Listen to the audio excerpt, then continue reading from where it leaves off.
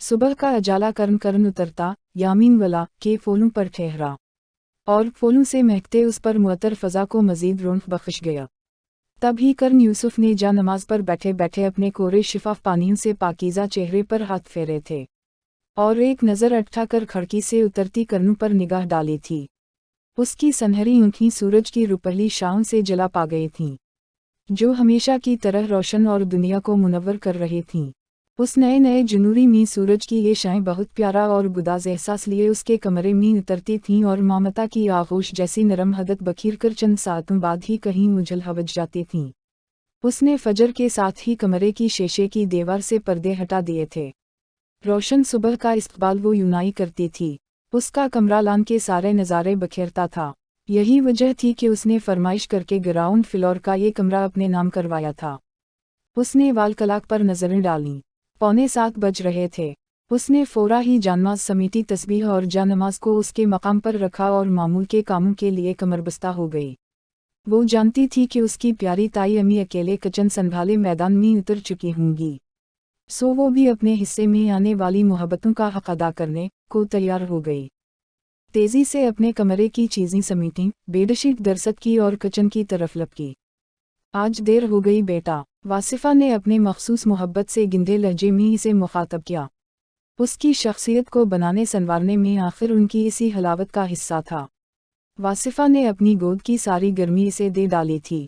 बस ताई अम्मी, दा करते करते पत्ता नहीं चला कितना टाइम हो गया, कुरान भी पढ़ने का मौका नहीं मिल सका। क्या करूं, सर्दियों की सुबह इतनी देर से होती है कि नमाज के बाद कुरान के लिए टाइम बचता ही नहीं। उसलिए अब मैं कुरान के लिए ज़हर के बाद का टाइम मक़र्र करने का सोच रही हूँ। कर्ण ने तेज़ी से बर्तन धोते ज़रा तफसीली जवाब दिया। वासिफ़ा मुस्कुराता चेहरा लिए उसकी खनकती आवाज़ समातों में समेटती रहीं। उसकी दाएं थी ही क्या। अल्लाह मेरा पेपर अच्छा हो, फिल्म असाइनमेंट के रेफरेंसेस मिल जाएं, आज फिल्म टेस्ट न हो, वगैरह वगैरह। वो हमेशा से सुनती आ रही थी उसके मसाइल। क्या क्या बना लिया, उसने अचानक ही पूछ लिया। पराठे तैयार हैं, चाय चौले पर है, कीमा की भजिया की तैयारी कर रही हूँ। बस सुरूश का हाफ फ्राई और जूस रह गए हैं। तुम ज़रा फ्रीज़र से कीमा निकाल दो, मैं भूल गई। वासिफ़ा ने इसे मतला किया। कीमे की भजिया होन तो शेखो आज फिर मूड में हैं। कर्ण ने मुस्कुरा कर तबसरा किया। वैसे ताई अम्मी, आपने मौसूफ को सर पर नहीं चढ़ा रखा।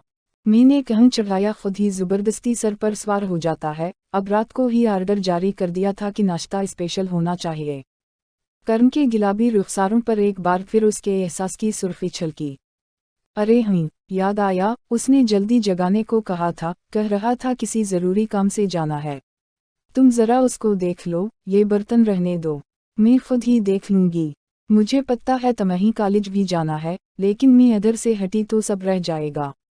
तुम बस इसे जगा दो, जानती तो हो, दुनिया में कोई काम मुश्किल है तो साहबजादे को जगाना। और मेरे पास फ़िलहाल उसके नखरे अटकाने का वक्त नहीं। प्लीज़ बेटा। और कर्ण के हाथ सुस्त पड़ गए। उसने खामोशी से उस तरफ कदम बढ़ा दिए जहां धड़कनों के सब दर खिलने के बावजूद कदम रेज़म हो जाते थे। और ये भी उसकी एक साजिश थी, वो जानती थी। वो दस्तक देती हुई अंदर दाखिल हो गई, जानती थी दस्तक देने का कोई फ़ायदा नहीं मगर अखलाकी फ़र्ज़ भी तो निभाना था। और शीस यामीन, जो यामीन वाला के वलेहद और होनहार सपूत थे, वो जब सोते थे तो फिर मर्द कबर समीत भाग जाते थे, लेकिन प्रिंस चार्मन को नींद से बेदार करना ज़्यादा सुबर आज़मा। शीस शीस शीस, कर्ण की आवाज़ उस नरम गरम से कमरे में गूंजी, मगर रिस्पांस न मिलना था न मिला। वो हनूस कंबल ओढ़े लंबी तान कर सो रहा था। शीस बालाखिर कर्ण को आवाज़ का लेवल बढ़ाना पड़ा। साथ ही बेजारी से कंबल खींचा, मगर दूसरे ही लम्हे वो हवा जिसकी तौक़े कम अज़ कम कर्ण नहीं कर सकती थी। अचानक शीस का हाथ कंबल से बरामद हवा, और उसने झट कर्ण की कलाई थामकर इसे अपनी तरफ खींच लिया था। अगले ही लम्हे वो शीस के बस्तर में, उसकी बाहों में थी, और कर्ण की सांसें ही नहीं धड़कनें भी अपनी जगह साकत होकर रह गई थीं। जिसमें कल्फ बर्फ में ढल गया, और जान मकोस सवालिया, जान सांसों के ज़ेरो बम में कहीं अटक कर रह गई। शीस प्लीज़, वो मुश्किल गिंग जुबान को जनबिश दे पाई। शीस उस पर ज़रा सा झका, उसके चेहरे पर पराश्तियाक निगाह जमाए तकने लगा। क्या हवा चप क्यों हो गए, बोलो न। तुम्हारे होंठों से अपना नाम सुनना कैसा ज़बरदस्त एक्सपीरियंस है, मुझे कुछ देर और उसको फील करने दो।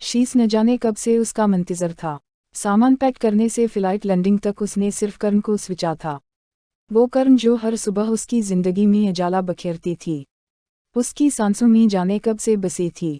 ओ लेवल में टॉप स्कोर देने पर जब यामीन साहब उससे इनाम की बाबत पूछा तो उसने कर्ण यूसुफ को मांग लिया, हमेशा कुत्ते लिए। यामीन साहब उसका मतालिबा सुनकर पहले हैरत ज़दा और फिर बहुत खुश हुए कि ये ख्वाहिश अभी उनके लाशौर के कोनों खदरों में पल रही थी। कर्ण उनके चहेते भाई यूसुफ मसूद की वाहिद औलाद थी। यूसुफ मसूद और यामीन मसूद को ये कारोबार विरासत में मिला था। दोनों भाइयों में बाप बेटे जैसा ताल्लुक़ था। अगर यामीन साहब ने बाप बनकर उनकी तरबियत की थी तो यूसुफ ने भी भाई को हमेशा बाप जैसा मान दिया था। तबम मुराद से यूसुफ की शादी उनकी पसंद का नतीजा थी। यामीन साहब को भला क्या एतराज़ हो सकता था। यूसुफ ने ज़माना तालिब इल्मा में ही कारोबार में दिलचस्पी लेना शुरू कर दी थी और उस बिज़नेस को आगे बढ़ाने में भरपूर किरदार अदा किया था। यामीन खुद भाई की सलाहियतों के मोतरफ थे, लेकिन कारोबारी हलकों में यूसुफ के दोस्त अगर बहुत ज़्यादा थे तो हासदीन भी कम नहीं थे। ऐसी ही एक रात जब वो अपनी बीवी के साथ अपने सिसर के डिनर से लौट रहे थे, वो भयानक हादसा पेश आया। चंद गंडों ने उनकी गाड़ी को बीच रास्ते में रोक लिया। बाहर आओ मुस्टर, एक गंडे ने यूसुफ को हुक्म जारी किया था। तुम्हें क्या चाहिए तमीज़ से बताओ।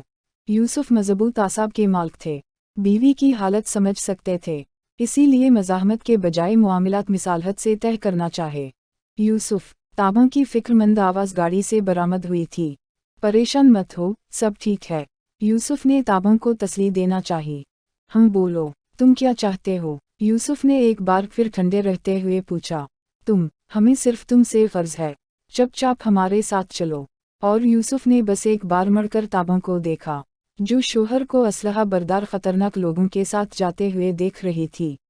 यूसुफ, वो चंद कदम का फासला जो यूसुफ ने उन गंडों के दरमियान तय किया था, वहीं ख़त्म हो गया, क्योंकि ताबा कार का दरवाज़ा खोलकर बाहर आ गई थीं और बेअख्तियार उन्हें आवाज़ दी थी। यूसुफ घबरा कर मरे ही थे कि फ़ज़ा गोली की आवाज़ से गूंज उठी। ताबा के बतन में मौजूद नफ्स बरी तरह मचला था। यूसुफ नतीजे की परवाह किए बगैर ताबा के खून में लथपथ बदन तक पहुंचे थे। चश्म कातल में लेकिन रहम नहीं था। दूसरी गोली यूसुफ की पश्त से सीने को चीरती हुई गई थी। दोनों का खून आपस में रल मिल गया था। आने वाले अपना काम खत्म कर चुके थे, अब उनका मजीद ठहरना बेमानी था। वो दंदनाते हुए जख्म खुर्दा दो सिस्ते इंसानों को लबसड़क छोड़ गए थे, मगर उनके नाम को शायद जिंदा रहना था। इसीलिए यूसुफ किसी तरह अपने मोबाइल पर यामीन साहब को कॉल करने में कामयाब हो गए थे। जाने वो चंद सांसें इन्होंने कैसे बचा लीं कि यामीन साहब हाँकते कांपते उनकी बाड़ी तक पहुंचे तो वो सिर धूचके थे। अलबत्ता ताबा शदीद जख्मी थीं। डॉक्टर्स ने उन्हें देखते ही यामीन साहब को बावर करा दिया कि ताबा का बचना मुमकिन नहीं। उनकी सारी जानफशानी बच्चे को बचाने पर थी। फिर एक जंगिसल इंतज़ार के बाद कर्ण उनकी आगोश में आई थी। अपने जवान साल जिंदगी से भरपूर भाई की ये हालत उनके लिए नाकाबिल बर्दाश्त थी। वो तन्हा कई घंटों तक अस्पताल में ख्वार हुए थे, और जब तीसरे दिन वो कब्रिस्तान में खड़े थे तो इन्होंने यूसुफ की कब्र की मिट्टी मट्टी में लेकर यूसुफ के कातलों से निमटने की कसम खाई थी। और उस वक्त तक अपने बेटे के सर हर हाथ नहीं रखा था जब तक एक एक को जल तक नहीं पहुंचा दिया था। वासिफा शोहर के उस रूप से पहली बार आशना हुई थीं, मगर जो भी था आखिर को वो शोहर थे। कर्ण की पहली सालगिरह के दिन कफील एंड कंपनी को सजाए मवत सना दी गई थी। उसके बाद यामीन साहब ने लाहौर को हमेशा के लिए खैरबाद कर दिया और कराची में मुस्तकिल सकूनत अख्तियार कर ली। वो अच्छी तरह जानते थे उनका ख़ानदान मज़ीद किसी हादसे का मुतहम्मिल नहीं हो सकता, कि बच्चे छोटे थे और घर के सरबराह अब वही थे, जबकि वासिफा हर मरहले पर उनके साथ खड़ी रहीं। शीस ने जब कर्ण को मांगा तो यामीन साहब के लिए ये हैरान किन तो था, काबिल एतराज़ नहीं। लेकिन वो शीस को बैचलर ऑफ आर्ट्स की डिग्री के लिए उत्तराखंड भेजना चाह रहे थे और उस अरसे में इन दोनों की मंगनी कर देना चाहते थे, लेकिन शीस ने निकाह की जिद पकड़ ली। न जाने इसे किस बात का खौफ था, शायद मोहब्बत की शदत अंदेशों को जन्म देती है। ऐसा ही कुछ मामला शीस के साथ भी था, और यामीन साहब को उसके सामने हथियार डालने ही पड़े। ये बंधन अगर शीस के लिए ज़िंदगी और मौत का मसला था तो कर्ण की धड़कनें भी शीस के नाम से ही धड़कती थीं। बस वो शीस की तरह मोहब्बत के इजहार में बेबाक नहीं थी, उसके बरक्स उसकी मोहब्बत मुहितात थी।